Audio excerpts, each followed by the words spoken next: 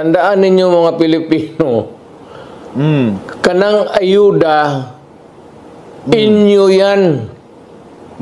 May, Diyos ko po, yung binibigay ng mga politiko, milyonaryo man o mahirap, hindi nila pera yan, pera ninyo. Walang taong magbibigay ng ni singkong duling kahit 1 peso sa kapwa niya Pilipino. Paano yung mga empleyado? Hindi ba sila pinapasahod? I love it kapag si Digong ay nagsasalita ng posibleng siya ay high o lasing o nakapentanil. Gustong gusto ko yun kapag si Rodrigo Duterte kumukuda ng kumukuda. Bakit? Kasi nilalaglag niya yung sarili niya. Ninanako doon ng mga politiko. Yung pera ng taxes natin, guys, sabi ni Digong, politiko siya. Si Rodrigo Duterte, politiko. So, speaking from experience ba yan? Sabog na naman si Duterte. Nasa paraiso na naman. I've been to paradise.